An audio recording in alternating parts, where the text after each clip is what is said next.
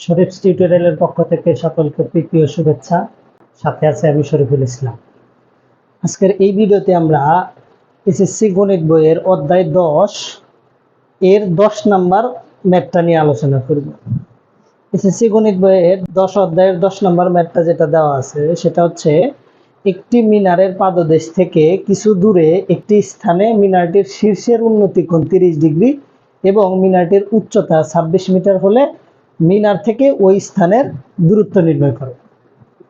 ম্যাথটা শুরু করার আগে একটা জিনিস বলে রাখি, সেটা হচ্ছে এই ম্যাথগুলো করার আগে এই অধ্যায়ের উপরে আমার একটা ফর্মুলা বা সূত্রের একটা ভিডিও করা আছে, সেই সূত্রগুলো দেখে আসলে এই ম্যাথটা বুঝতে সুবিধা হবে। সকলকে রেকমেন্ড রইল যে এই ভিডিওটা দেখার আগে এই অধ্যায়ের ফর্মুলাটা দেখে আসার জন্য। তো তাহলে এখন আমরা শুরু করি এই ম্যাথটা। তো প্রথমেই দেওয়া আছে, একটি মিনারের পাদদেশ থেকে কিছু দূরে একটি স্থানে মিনারটির শীর্ষের উন্নতি কোণ 30 ডিগ্রি এবং মিনারটির উচ্চতা 26 মিটার হলে মিনার থেকে ওই স্থানের দূরত্ব নির্ণয় করো। যেহেতু এটা একটা মিনারের ম্যাথ, তাহলে আমরা আগে একটা মিনার এঁকে নিব। মিনার ওই রকম ভাবে আঁকতে হবে না যে মিনার যেরকম সুন্দর সেরকম না। এখানে মিনারটা আঁকবো কিভাবে, আমরা জাস্ট ধরে নিব যে এটা একটা মিনার, এটা একটা মিনার। এই মিনারটির উচ্চতা দিয়ে দিছে কত মিটার, 26 মিটার। তাহলে আমরা লিখি এই মিনারটার উচ্চতা হচ্ছে 26 মিটার। আমরা জাস্ট এই রাশি থেকে আমরা এই তথ্যগুলা বের করে নিয়ে আসবো।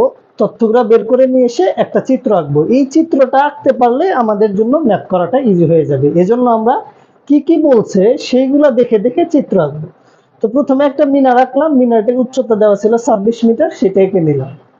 এখন বলছে মিনারের পাদদেশ থেকে কিছু দূরে, তাহলে এইটা যদি মিনার হয়, মিনারের শীর্ষটা হবে হচ্ছে এইটা আর পাদদেশটা হবে এইটা, অর্থাৎ ভূমির সাথে যেটা সেটা হবে মিনারের পাদদেশ, আর উপরে যেটা থাকবে সেটা হচ্ছে মিনারের চূড়া বা শীর্ষ।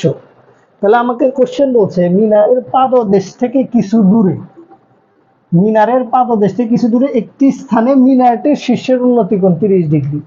তাহলে যেহেতু পাদদেশ থেকে দূরে বলছে, তাহলে আমরা এদিকেও যেতে পারি এদিকেও যেতে পারি। তাহলে কিছু দূরে, আমরা কিছু দূরে আঁকলাম যে এতটুকু দূরে ধরে নিলাম, মিনারের পাদদেশ থেকে এতটুকু দূরে। কিছু দূরে বলতে এতটুকু দূরে। এই স্থানে কিছু দূরে একটি স্থানে ধরলাম, স্থানটা হচ্ছে এইটা। এই স্থানে মিনারটির শীর্ষের উন্নতি কোণ 30 ডিগ্রি। এইখানে একটা গুরুত্বপূর্ণ তথ্য আছে, সেটা হচ্ছে উন্নতি কোণ। অনেক সময় থাকবে হচ্ছে অবনতি কোণ। এখন উন্নতি কোণ জিনিসটা কি? উন্নতি কোণ হচ্ছে ভূমির সাথে, অর্থাৎ এই ভূমির সাথে শীর্ষের যে কোণ উৎপন্ন হবে সেটা হচ্ছে উন্নতি কোণ। অর্থাৎ ভূমির সাথে যে কোণটা হবে সেটা হচ্ছে উন্নতি কোণ। আর ভূমির নিচে যেটা থাকবে, ভূমির নিচে বলতে আমরা যখন বিমান দিয়ে যাব, বিমান থেকে যখন আমরা একটা মিনার দেখবো, তখন বিমান থেকে মিনারের যে উচ্চতা, এইটা হচ্ছে মিনার থেকে, যেহেতু বিমান থেকে নিচে মিনার থাকবে, এই জন্য বিমানের সাথে যে কোণ উৎপন্ন করবে সেটা হচ্ছে অবনতি কোণ। অর্থাৎ কোন একটা জিনিস বা ভূমির নিচে হলে সেটা হচ্ছে অবনতি কোণ, এবং উপরের সাথে কোনো কিছু কোণ উৎপন্ন করলে সেটা হবে হচ্ছে উন্নতি কোণ। তাহলে এখানে যেহেতু শীর্ষের উন্নতি কোণ বলছে, মানে এই শীর্ষ থেকে ভূমির সাথে যে কোণ উৎপন্ন করবে সেইটাই হচ্ছে উন্নতি কোণ। অর্থাৎ উন্নতি কোণটা হবে এইখানে কত ডিগ্রি বলে দিছে, 30 ডিগ্রি। আর আবার বলতেছি, উন্নতি কোণ হবে হচ্ছে ভূমির সাথে শীর্ষের যে উন্নতি কোণটা হবে সেটাই হচ্ছে উন্নতি কোণ। তাহলে উন্নতি কোণটা লিখে ফেললাম, মিনারের উচ্চতা আগেই লিখে ফেলছি। এখন বলছে মিনার থেকে ওই স্থানের দূরত্ব কত। তাহলে মিনার থেকে কিছু দূরে যেহেতু এতটুকু কোণ উৎপন্ন করছে, তাহলে আমাকে বলছে মিনার থেকে ওই স্থানের দূরত্ব কত। তাহলে মিনার থেকে ওই স্থানের দূরত্বটা আমাদের নির্ণয় করতে হবে, এটা ধরে নিলাম হচ্ছে এক্স। তাহলে আমাকে এই ফিগারটা থেকে এই এক্স এর দূরত্বটা বের করতে হবে। তো এই ফিগারটা আঁকা হয়ে গেলে বা চিত্রটা আঁকা হয়ে গেলে আমরা এখন সহজেই এই ম্যাথটা সলভ করতে পারবো। তাহলে দেখো, এই চিত্রটা আঁকার ফলে আমরা দেখতে পাচ্ছি যে এইখানে একটা সমকোণী ত্রিভুজ উৎপন্ন হয়েছে। এই যে, যেহেতু মিনার তো সবসময় সোজাই হবে, বাঁকা হবে না, তো যেহেতু এটা লম্ব বরাবর হবে, তাহলে এটা সমকোণী ত্রিভুজ বা লম্ব। এইখানে হবে হচ্ছে এক সমকোণ। তাহলে এটা সমকোণী ত্রিভুজ। আমরা একটু লেটার দ্বারা আইডেন্টিফাই করে দেই যে এবিসি একটি সমকোণী ত্রিভুজ। এই ত্রিভুজ থেকে এখন আমরা এই স্থানের দূরত্বটা বের করতে পারবো। তাহলে এখানে দেখো, এখানে লিখতে হবে যে একটি এবি একটি মিনার, এই মিনারের বি বিন্দু থেকে এক্স দূরে সি বিন্দুতে উন্নতি কোণ 30 ডিগ্রি উৎপন্ন হয়েছে। দেওয়া আছে মিনারটির উচ্চতা এবি ইকুয়াল টু 26 মিটার। তাহলে আমাকে এটা বের করতে হবে। আমি এত না লিখে জাস্ট এখানে জাস্ট তথ্যগুলা লিখবো যে এখানে এবি ইকুয়ালস টু দেওয়া আছে 26 মিটার, বিসি ইকুয়ালস টু ধরে নিছি হচ্ছে এক্স মিটার, এবং কোণ এসিবি ইকুয়ালস টু দেওয়া আছে 30 ডিগ্রি। আমাকে বের করতে হবে তাহলে বিসি এর ভ্যালু। তাহলে দেখো এইখানে আমি ওই আগের ভিডিওটি যদি দেখে থাকো তাহলে আমি বলছিলাম যে কোণ যেখানে উৎপন্ন হবে, অর্থাৎ সি বিন্দুতে যেহেতু কোণ উৎপন্ন হয়েছে, আগেই বলা আছে যে সি বিন্দুতে কোণ উৎপন্ন হলে যেই বিন্দুতে কোণ উৎপন্ন হবে সেইটার সাথে যে রেখাটা থাকবে সেইটাকে বলা হবে ভূমি, আর এই বিপরীতটাকে বলা হবে লম্ব, আর এটা তো অলওয়েজ অতিভুজ থাকবে। তাহলে আমরা এখানে বলতে পারি বিসি হচ্ছে ভূমি, এবি হচ্ছে লম্ব এবং এসি হচ্ছে অতিভুজ। এখন কোণটা যদি এইখানে হতো তাহলে এবি হইতো ভূমি, বিসি হইতো লম্ব।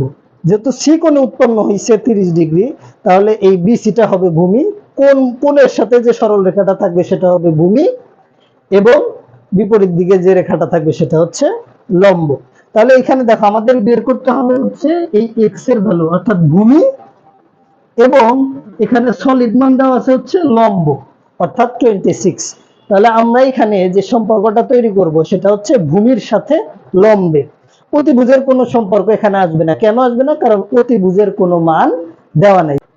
তো তাহলে আমরা এখন কি লিখতে পারি? আমরা এখন লিখতে পারি যে এ বি সি সমকোণী ত্রিভুজ হতে পাই।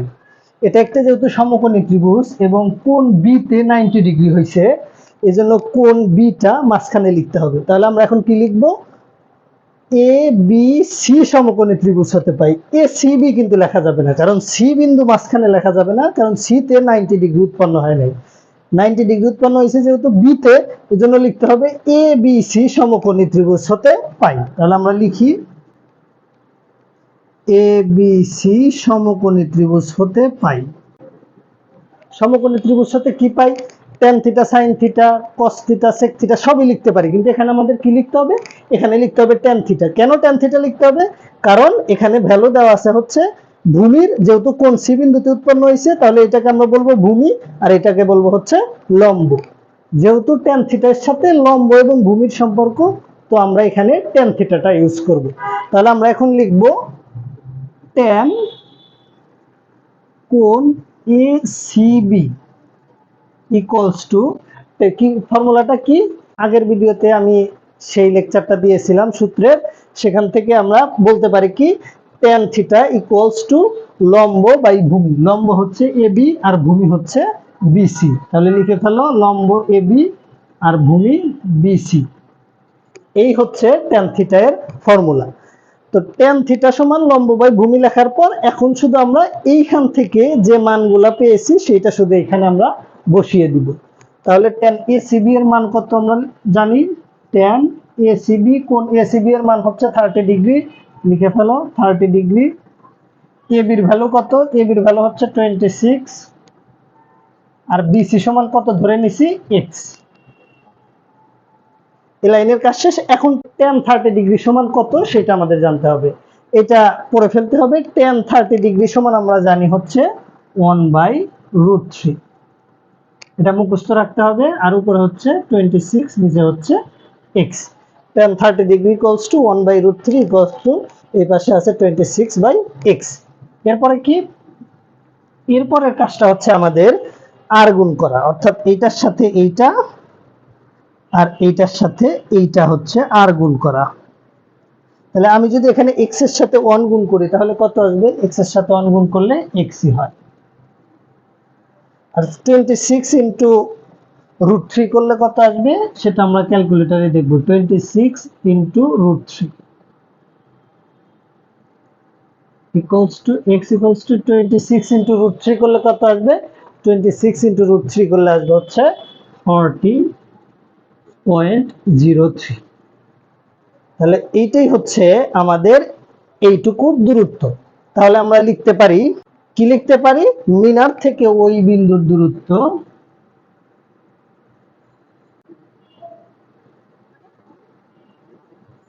40.03 মিটার। যেহেতু পয়েন্ট আসছে সেহেতু আমরা এখানে প্রায় লিখে দিব যে এত মিটার প্রায়।